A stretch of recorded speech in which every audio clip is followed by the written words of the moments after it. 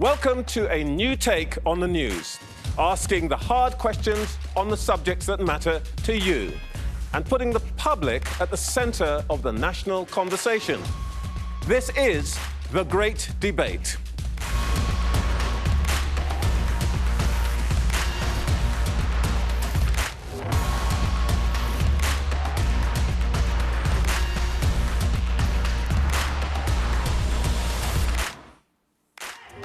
Each week, we'll be getting to the bottom of the issue dominating the headlines.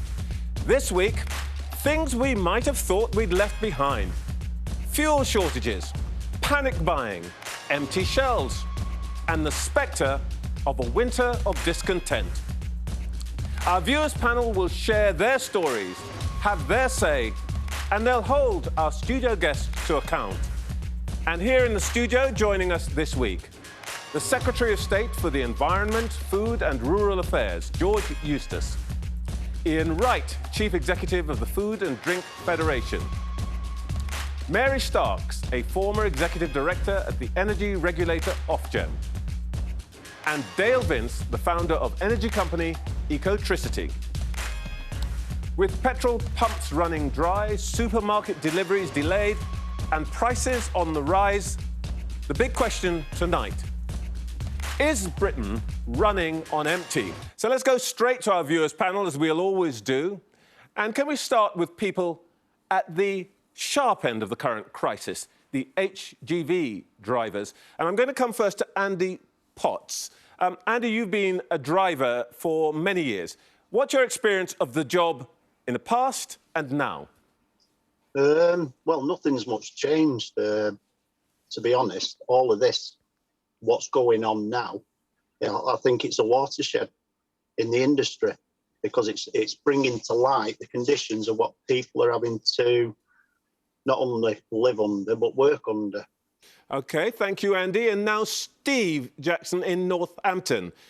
You left the industry 3 years ago. Why did you leave? Can you be tempted back? I left because I was fed up of doing 15 hours and being expected to work 15 hours. Yes, I'd like to come back, but unfortunately, DVLA I'm still waiting for DVLA to renew my licence. And I have been since May, because I reached the age of 50. I had to have a medical, which I did. But I'm still waiting now. But then I'm expected to watch Grant Shapps saying that they'll move heaven and earth, which is completely untrue. And then they're going to bring in EU drivers that I could do that job. What would you like Grant Shapps to do to accelerate things, Steve? The thing is, there's thousands of UK lorry drivers that came out of the industry because of the hours, the pay, the conditions. Thousands would love to jump back in, but there's so much red tape that the EU brought in that the UK still follow through, like the CPCs, which is a 35-hour course that a lorry driver has to attend. Steve, thank you. Let me go now to Nosheen Amir, who I think from Blackburn, who has a question for our studio panel. Good evening, Nosheen. Hello, good evening. I just wanted to know how we can go from everything being fine to one day waking up and there's a fuel crisis, no food on the shelves, energy crisis. Like, how can we go from everything being fine to then all of a sudden having nothing? So, panel, a question which I think a lot of people are asking around the country. They want to know, how do we go from everything being generally OK to waking up one day to energy, fuel and food shortages?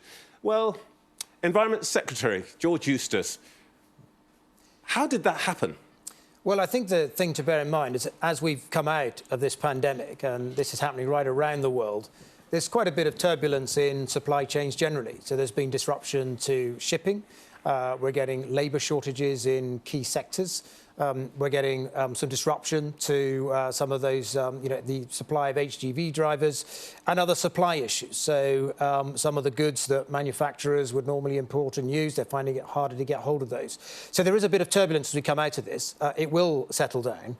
But underneath this particular issue as well is the specific issue of HGV drivers. And I think Steve and Andy both made some very good points about the importance of seeing wages rise, seeing them get a better work-life balance so they can spend more time with their family, improving infrastructure on the road so that they can get a shower if they're staying overnight in their cab and so on. These are the things that haven't really been addressed previously, and we need to start thinking about if we're going to attract people to this sector. We will come back to that, but let me come to Ian Wright. Just a bit of turbulence that's just come out of nowhere? Well, Trevor, I think this has been happening for months. We've seen shortages beginning to appear on shelves right since the beginning of the spring, and I've been arguing that this is a structural change. We think that the farm-to-fork food chain, which normally employs about 4 million people, is probably about 500,000 short. That didn't happen overnight. There are a number of factors. The immigration policy is some part of it. Brexit, I suppose, is some part of it, but I think it's overdone. The real change is that a lot of people have gone home to the EU. A large number of people, like your two lorry drivers, have moved out of lorry driving, some of them into online. A number of different changes there, and a number of people economically inactive. 500,000 people have just given up work. Those changes are structural, and they have a big impact. OK, let me come back to Steve Jackson. Steve, Secretary of State says that this is essentially a short-term problem, and Ian Wright says, hey, we could have seen this coming. What do you think? I've been a lorry driver for 24 years. This has been coming for 15, 20 years. You can't, it's not an attractive profession to get into now. So the older people are retiring, the EU people are moving back to the EU.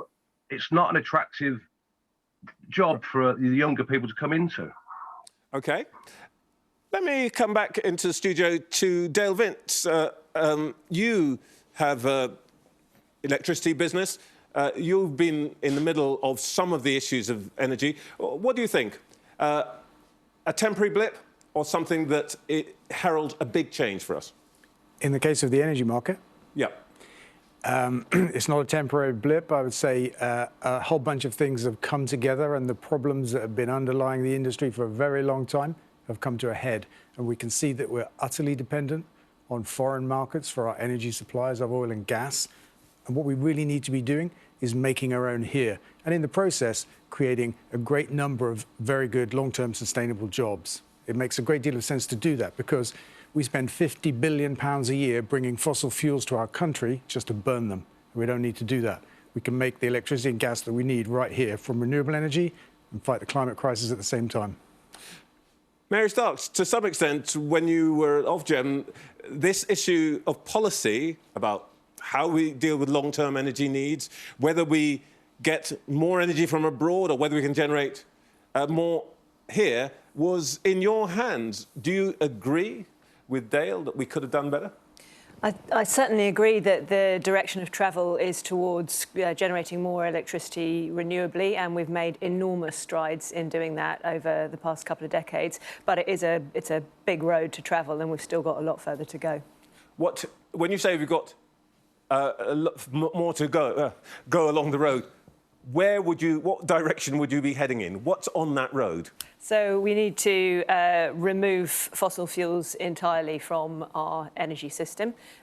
We've made enormous strides in cutting down the amount of carbon our energy system emits by switching from coal to natural gas, but we now need to wean ourselves off natural gas and onto renewable energy and really make the system work with those intermittent renewables. OK, let me come back to you, Nosheen. You've heard all our 4 studio guests on your question, and it seems to come down to an issue of whether you think this thing is going to go away and we're going to get over it, or whether we're seeing a really basic shift in the way that we're going to have to live. Who convinces you? No one, to be honest. I don't understand why. If a couple of people have said that, it was a long time coming or they could foresee it happening, why was nothing put in place? Why have we got to this stage in the first place? OK. Look, we're going to return to this long-term, short-term question a little later in the show. But I want to deal with something that's happening this evening. we've heard that Surrey County Council is considering declaring a major incident for its public services. And that means that key workers in areas such as the NHS and the police would get priority access to fuel. You show your card, you get to the head of the queue. And I'd like to find out what, as a whole, our viewers panel thinks on this. So let me come to the wall. Should key workers get access to fuel over other people? Can I see those who agree that key workers should get priority over everybody else? Hands up, please. I can see a lot of hands going up there. This sounds, yeah, this looks like a policy that somebody in government might want to adopt. But before we test that, let me come to Sharon Dillon on our viewers panel. And Sharon, you work in the NHS. What did you think? I think you had your hand up. Yes, I mean, I would like to think that key workers would have priority because it makes common sense. We've got to keep the country going. But remember, this situation wasn't our making. We didn't ask for this situation. And it is, you know, it is a direct failing of the government that we've got at the moment. Absolutely direct failing, and they've got to take responsibility for that. I mean, the question I haven't seen Boris at the moment. No one has come forward. Where is Boris? Why has he not come forward? You know, we're a national crisis here. NHS workers have got enough to cope with, and we should now have to be putting our card forward just to get fuel. It's not fair. We didn't ask for this situation, and we should not, you know, be putting this put out there that we've got to do these things. So, you know, government ministers have got a lot to answer for, and I think we need answers, and we need them quick, and we need a solution. Sharon, I can't answer the question about quite where the Prime Minister is tonight, but I think we have to imagine that he's speaking through the Secretary of State, George Eustace. Let's just deal with the immediate question, George Eustace. Why can't you give key workers priority? It's clearly something that would be popular. Well, I can understand why people would have sympathy for that argument, but actually the real solution is to calm the situation down and get people buying fuel normally again. The truth is that there is no shortage of fuel. We have the same amount of fuel being produced in refineries in this country, same amount of fuel in storage, and also deliveries have kept going. You know, there's been some shortage. What's actually caused this current issue with queues at filling stations and filling stations running out is that there's been a panic buying episode. We saw that during the COVID situation as well. We saw on Saturday sales of petrol increase by about 50% over norms. Now, it started to ease down. It's now down to about 20% above norms. So people are calming down, and as those who are anxious fill their tanks, we will see this calm down. And the focus of the government is to try to get things back into normal order, calm people down, allow the supply chains to move. But with respect, you've been saying that for a week, and there are 2 points, I think, which are made. One is that there may be enough fuel in the country as a whole, but a lot of it is in the wrong places. And secondly, people have been driving past petrol stations which are dry since last week. This hasn't happened since Saturday. So you can't really blame the consumers for this, can you? Well, I'm not blaming the consumer. What I'm saying is what happened is around Thursday of last week, there were some forecourts that announced that they didn't have enough distribution to be able to get to all of their forecourts, so they closed some of them. It was a very small number overall. That then got widespread coverage in the media, and I don't blame the media, that's what the media do. But as a result of that, we then saw panic buying and a surge in demand of 50%. That's what's caused this issue. And it's only really when, just as we saw with the food panic buying episode early in the pandemic, it's only when we get over that things will return to normal. OK, let's just deal with tonight's issue. Do you agree with what seems to be coming out of Surrey and what clearly is the view of our viewers panel that key workers should get priority? Well, it'll be an individual. Really, individual businesses will sort of make that decision. When we had issues with food supply during the pandemic, some retailers chose, for instance, to have an hour at the day where they prioritised NHS workers and the elderly. It's possible that some will choose to do that. But, the focus of the government is actually to get enough supplies there so that we don't have to do that. But businesses will be looking at government, and what they will want to know is if they decided to do that, would the government feel that that was an OK thing to do, or would the government say this is another way of winding up the panic? No, it's something that they would do. So some are already, for instance, some petrol garages are already putting a limit on sales, so a £30 cap on what can be bought. Now, there's two sides of that. On the one hand, it potentially makes the petrol they've got go further and the fuel they've got go further in a situation where people are panic buying. But there's also a problem that it could exacerbate queues and that people join the queue at one filling station. So which get way are half you a going? tank. Do it or not do it? On balance, I think these things overcomplicate things, and what we should be focusing on is getting people back to behaving normally, refuelling in a normal way, and making sure that we get those supplies into that. We're leaving no stone unturned to ensure we can do that. Let me come back to you, Sharon Dillon. Secretary of State's not opposed to it, but he's pretty lukewarm about the idea of key workers getting priority. What do you feel about that? I mean, he said a lot of things, but at the end of the day, I mean, where's the leadership? I mean, why, all you've stated so far is it's the media, it's the customers taking too much. At the end of the day, where is your leadership and where are you stating, where do we stand as key workers? Are you going to give us priority, yes or no? I mean, why is it left to the individual forecourt to decide? Again, why can't the government now make a decision and do something constructive instead of blaming everybody else, not actually looking at themselves? Because it is their failing. We should not be put in this situation. I should not have this conversation with you right now, but I am, because you failed. Simple. You simply failed. Well, you failed. The answer is to, as I said, get the supply demand. But she's saying, come on, she's heard that. She's saying, make a decision. Tell us that you're in favour of it or not.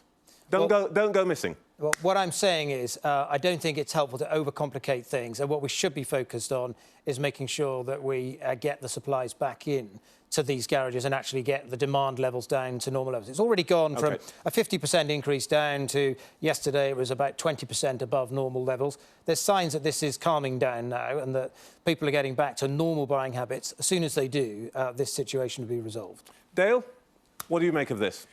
Yeah. Would you agree with our viewers panel? I agree absolutely with the viewers panel. It is the job of government to take responsibility for this. And I think through the pandemic, we saw the government blame the public several times for the spread of the virus. I think to blame panic buying now, I mean, there's a point to it. It is a contributing factor. But the public lacks confidence in the government and in supply chains. There's a reason for that. Thank you. Let's take a short pause there. Coming up, is what we're seeing a short-term spasm, or could it be the start of a bigger change in our way of life?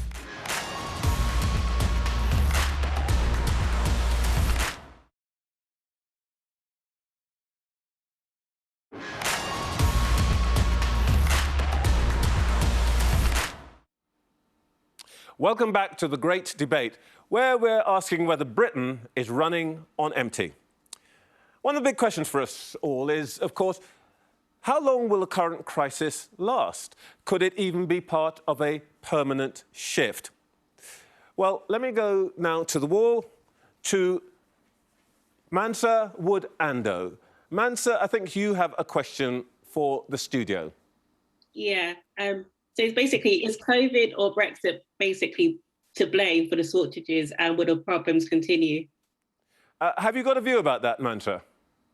I personally do. I feel like COVID definitely exasperated the whole situation, but I definitely feel with Brexit as a whole, it definitely contributed. And I think just basically the fact that we're now trying to grant visas from the EU countries to come back kind of, highlights the point of why it shouldn't have gone ahead to begin with. OK, Mansa, thank you very much. OK, let's go back to the wall here. There's a plain-speaking East Londoner who says, bit of COVID, bit of Brexit, but she's pretty clear COVID really made a difference. Let me ask you first. Can I see those who think that the big difference here, accepting both things have made a difference, the big difference here has been made by COVID? Can I see hands up who think that it's COVID that's really made the difference? And a smaller number, maybe a third to a half. OK, you can put your hands down. can I ask those who think that it's Brexit that's made the big difference here? Can I see hands up who think that is? Yeah, it looks to me like our viewers panel is saying it's probably 60% Brexit and 40% COVID. Let me go back. Let's go back to Mansa's question and come to our studio guests. Are the shortages can we down to COVID or down to Brexit? So, who's going to answer this first? Dale. Ian, so I beg your pardon. Ian. Sure. Well, I would argue that it's both, but also much more than that. So I think that Brexit has played a part. It's played a part in 1.4 million European workers who left because of COVID, went home, not coming back with the enthusiasm that we would have hoped. That's a big hole in the workforce. But it's also the case that COVID has accelerated lifestyle changes which people were making anyway. So a number of people, something like 500,000, the Bank of England says, have decided to become economically inactive. They've chosen to give up work because they liked their lifestyle during the lockdowns and after the lockdowns. And then you've got a change in the character of foreign students in the UK who before the 2016 vote were predominantly European and EU citizens who chose to work their way through college and often in hospitality or other jobs associated with the food supply chain. Now many of those students are Chinese in origin and they don't work their way through. Now all these changes are social changes which have happened and probably would have been happening anyway. They've been accelerated. And the thing that we need to grapple with, and I think George and the government need to grapple with, is that these changes may well be permanent. And if they are permanent, that means there's a gap in our workforce that we need to address.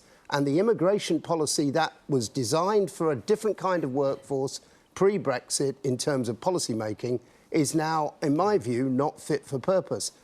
Could we have seen it coming? So I think on the, could we have seen this particular gas price spike coming? Not necessarily, but that, you know, wholesale energy prices do that. So we could totally have foreseen that things would go up from time to time. And it has played into some underlying structural weaknesses in the UK energy sector, which, you know, we could have chosen to fix for sure. Dale, Vince, do you think that we could have seen particularly the gas spike coming? I think we could. I think we've seen it before. I think the factors for me in the energy market, it's neither Brexit nor COVID. I think the North Sea is running on empty. We're down to about 50% of our energy now from the North Sea, so we're much less energy independent than we were at its peak. We've seen that coming for decades. In this particular crisis, we had 2 nuclear power stations go down. They didn't come out of scheduled maintenance at the end of the summer. At the same time, the summer was the least windy for 60 years, so our wind fleet, which picks up 30% of our national supply now, that underperformed. We have a cable that connects us. We have 6 cables connect us to the continent. One of those burned down, so we couldn't bring electricity in from France. All of that created an electricity shortage, and so we turned to gas to fill the gap at the same time as the rest of the world was turning to gas. That's ultimately the problem. And the Russians have turned down supplies to Europe by 25% for political reasons. So, but it starts fundamentally with a shortage of electricity that we have, which is a structural one. And then we turn to gas at the same time, coincidentally, as everybody else. George Eustace, there's some things that can't be predicted. They're what they call black swan events and so on. But there's a huge machinery that sits in government trying to work out what the risks are. And we've heard from Dale that some of the energy risks could at least have been envisaged. And we've heard from Ian that some of the labour force risks post-Brexit should certainly have been foreseen. Government asleep at the wheel. Well, when you get a major shock like the pandemic we've been through, it's notoriously difficult to predict what will happen. It's not that long ago, only 9 months ago, that all the economists were saying we might have 4 million unemployed now. That never happened. Thank God it didn't. But what we actually have instead is 1 million job vacancies. But we knew that Brexit would have an impact on European migrants to this country, that a lot of them would go home. We must have been able to see that. But we also knew that millions of them, some 4 or 5 million, had gone for settled EU status. Now, in the event, what's happened is about 1.4 million of those chose to return home because of lockdown, because of the pandemic. They wanted to be nearer their families. And it's a big question as to whether they will come back or not. So I take issue with this thing that this was all predictable. I don't think it was. Everybody was, the range has been from, you know, a million job vacancies to possibly 4 million unemployed. It is difficult to predict. But I think Ian's made another important point, which is what's definitely happened is during the pandemic, during lockdown, people have sort of reappraised a bit their work-life balance. They've had more time with family. And in the case of HGV drivers, a lot of them are in their 50s. They had more time with their family. And a lot of them thought, you know what, I just don't want to go back to that lifestyle. I'm going to take a different job, doing a delivery van job more, you know, locally or something.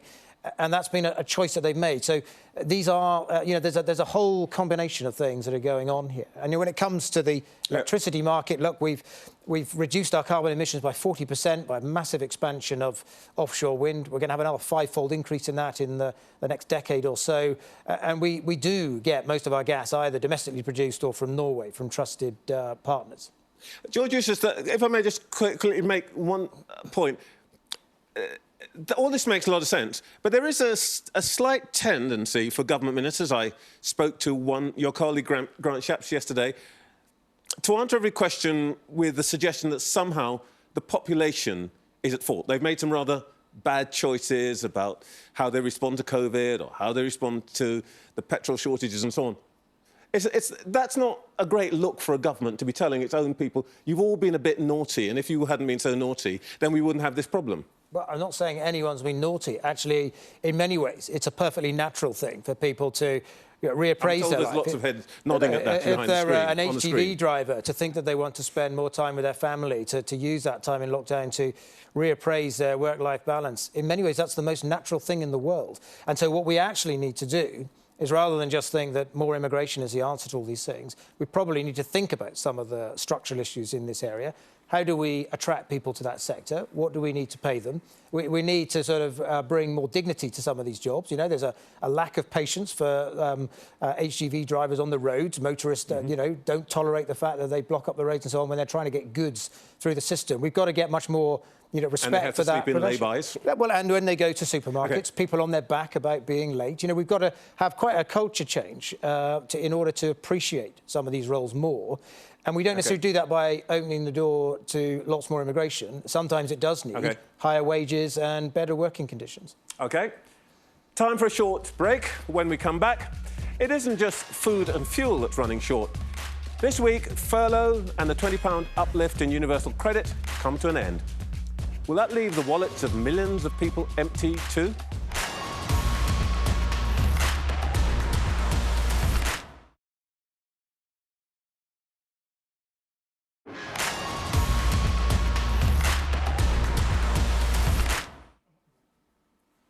Welcome back to the great debate. And for millions of people in Britain, empty petrol stations and empty supermarket shelves aren't the only concerns on their minds right now. It's their finances as well. This week, 2 planks of the financial support put in during the pandemic come to an end. The furlough scheme and the £20 uplift to universal credit. Let's go to the wall. Connor Summerall, who is 15 years old. Connor, what are your thoughts on the ending of furlough and the changes to universal credit? I think it's awful what the government are doing now. They're pulling both safety blankets from people who really need them at the same time. And I think it's going to come down to some families whether they can afford to eat or heat their homes. Is it right to change universal credit and end furlough now? Let me come first to Ian. Is it right to cut universal credit? Well, I don't know if I know the answer to that. I certainly think that the kind of cliff edge of moving from the current situation to having no universal credit uplift is a really concerning matter.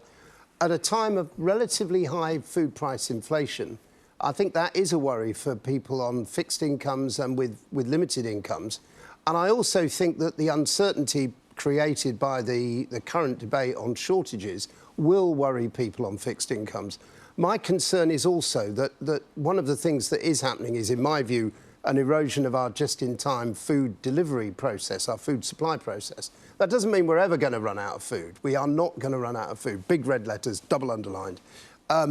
But the problem could be that people who are economically remote and geographically remote could start to be discriminated against by the system, and those are predominantly people on universal credit. So if it were up to me, I wouldn't end it.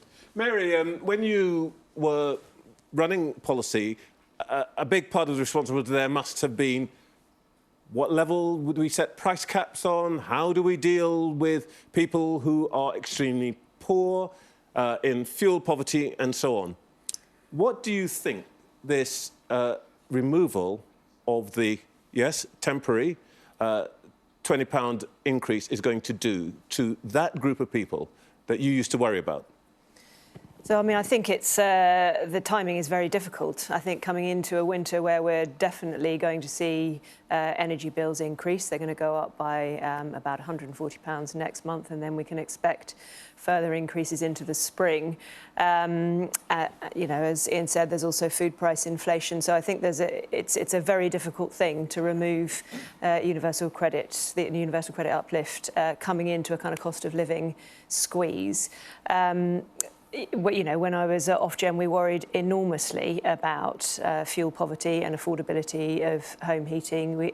Nobody wants to see households having to choose between heating and eating. But the government does have a range of measures to help people in really acute situations keep the lights and the heating on. So there's the warm home discount. There are forms of help available from energy suppliers. So I hope that people who are in that very acute kind of crisis will get help this winter. George Eustace, we've heard from ministers that this was always going to be temporary. Everybody should know that. But of course, when we come to the reality, it's never quite as straightforward as that.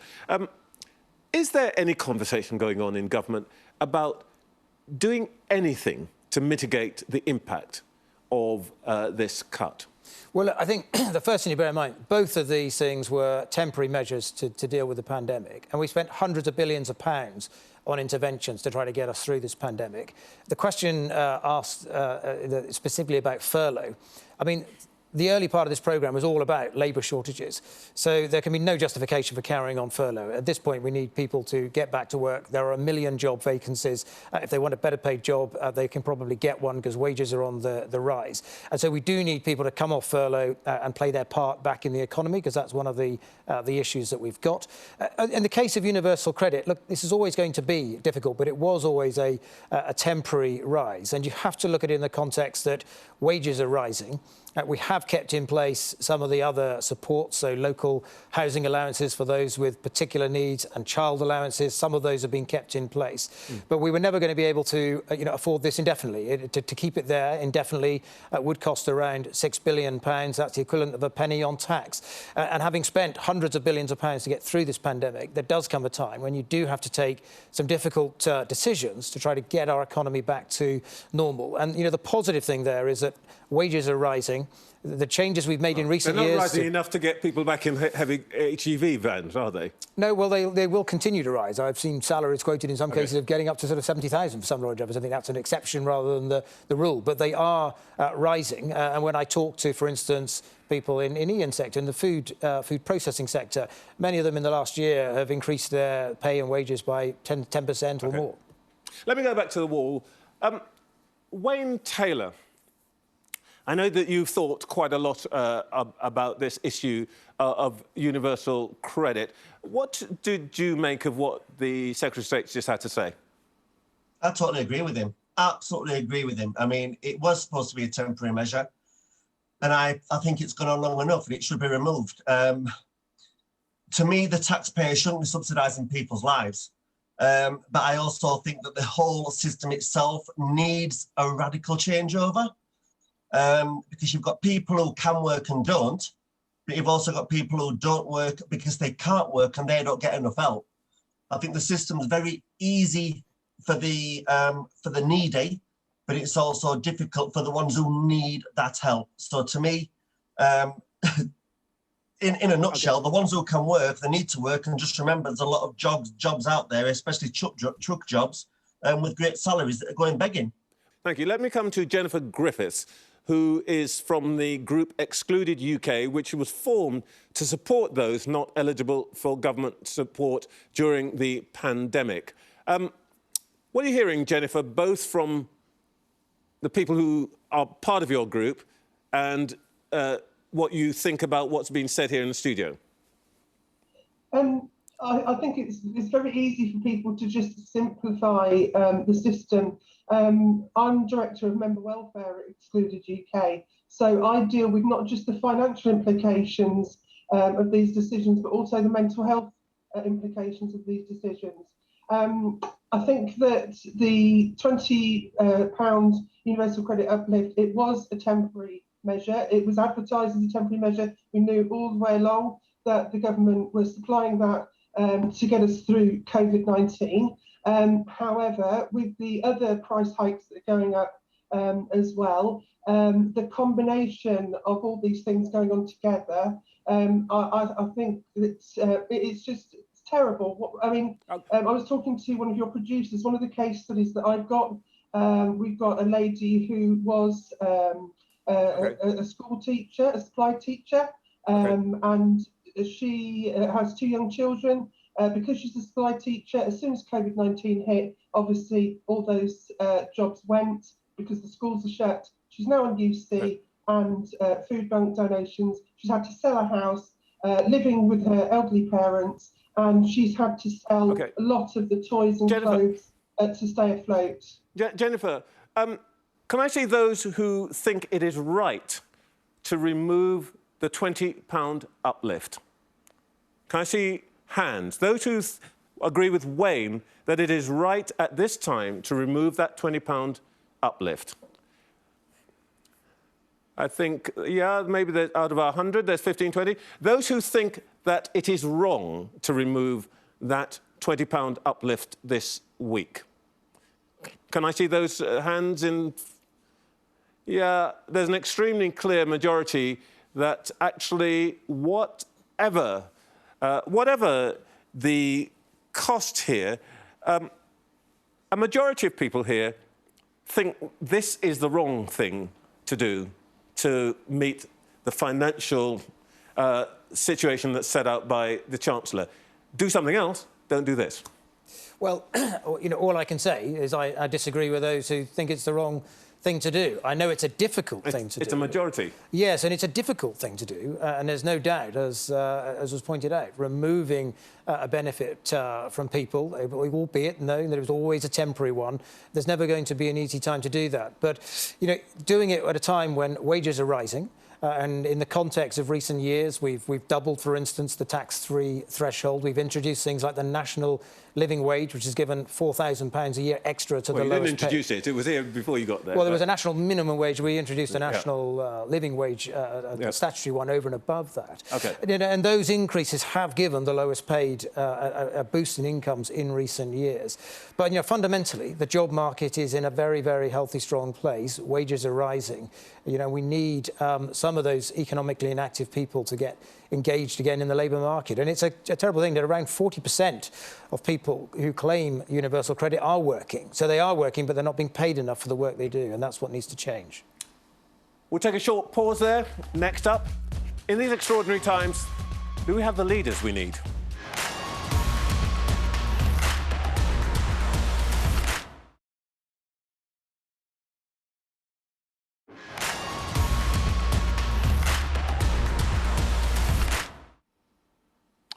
Is Britain running on empty? That's the topic of this week's great debate. Either way, these are historic times. So how will history judge those in charge? Frank Sollards, you're in Essex. What's your take on that question of leadership? Well, I think there's a lack of leadership. This government knows the price of everything, but the value of nothing. Why do footballers have more compassion than government ministers? Well, that's a zinger.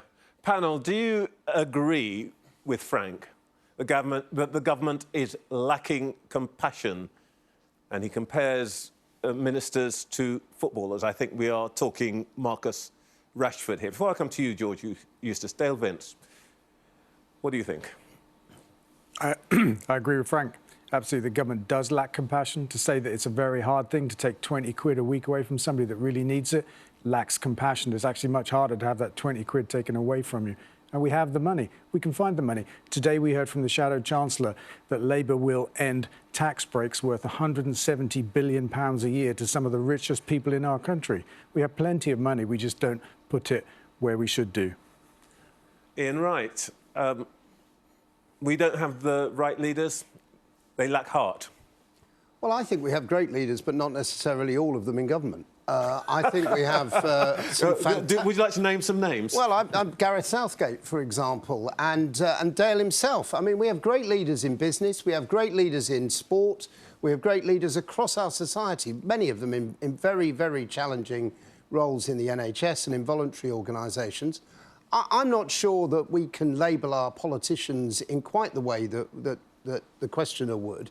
I mean, I think ministers have very difficult choices and they're very constrained. Sometimes I think they make the wrong choices. I would not be going out there as the gentleman you interviewed yesterday saying, don't panic, Mr. Mannering, because normally that has quite a lot of consequences. But I think that the role of leaders has come out during COVID, and I think something perhaps that politicians could learn from is the leaders in other sectors. Mary, you had a lot to do with government and you're out of it now. We've got the leaders that we really need. Are the best people in our leadership? I mean, my view on this is that a lot of the problems we're facing today have a long history and very many parents. So there are decisions that have informed the shape of the energy industry that go back years.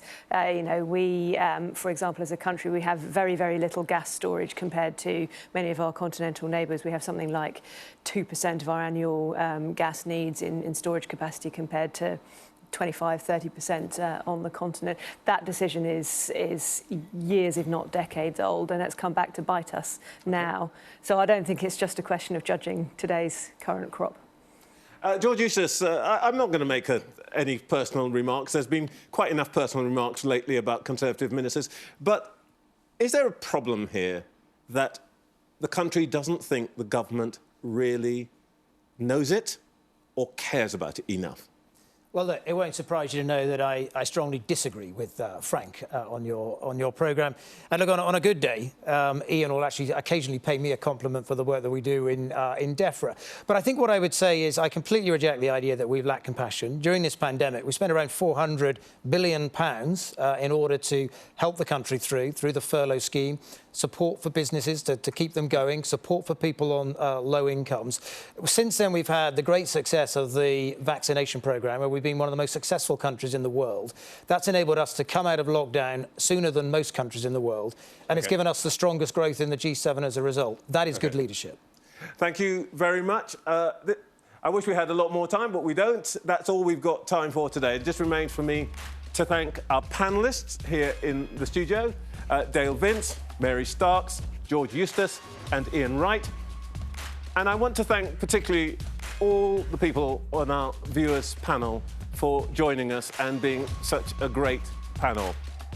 And you can wave goodbye to our watchers if you like.